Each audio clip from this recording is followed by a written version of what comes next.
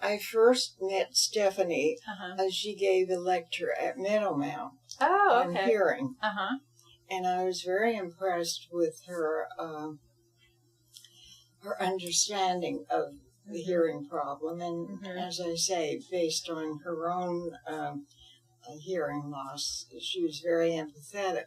And I came to the UNC Center based on that lecture.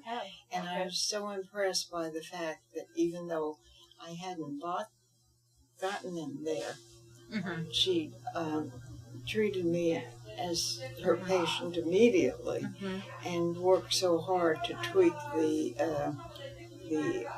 efficiency, because the hearing aids were just working at not their full capacity, which was very frustrating.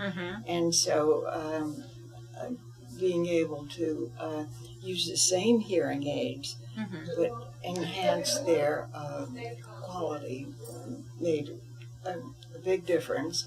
And I appreciated the care and concern that I was shown. And so subsequently I've been going there, and each time they were just so helpful to me. And this March I had a hip operation and was at the DuBose Health Center, and the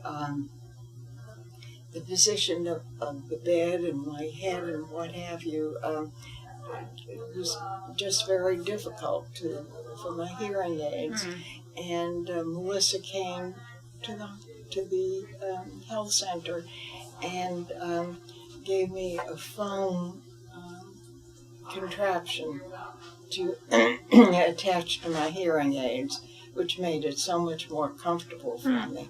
So there again, the one-on-one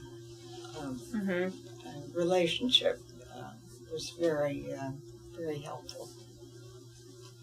Unlike glasses, for example, hearing aids, even the best of them, and audiologists will tell you that you can never expect 100% quality, but obviously you want to do the best you can.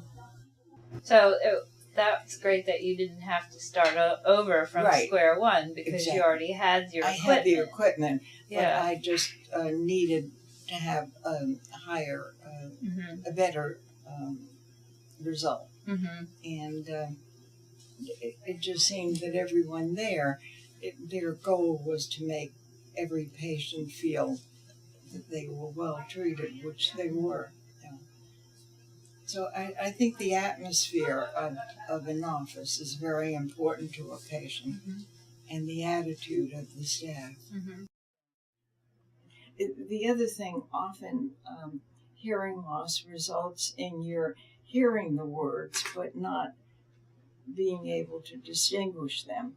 So perhaps like two could mean few. So, something like that. Rather than saying, take 2 pills a day, you might hear them say, take a few. Take a few, yeah. Okay. As we were saying, you feel embarrassed because you're not quite picking up the right words, and rather than answer foolishly, you kind of withdraw. It's funny, people don't mind wearing eyeglasses. They don't feel there's a stigma attached to it, or using a cane. But somehow hearing loss just seems to be, a mark of deterioration. Yeah. But I think the hearing aids now are so much smaller and more discreet that it, it really makes it easier. When I was at college, one of my professors had a hearing problem, and he had this kind of box, and he put it in his pocket, and then had wires. I mean, it was so apparent. That, yeah, and so the embarrassment factor has been lessened down. It's true. A friend of mine has hearing aids, and she rarely uses them, and she really needs them. And right. I put mine on the first thing in the morning because, why not? Mm-hmm.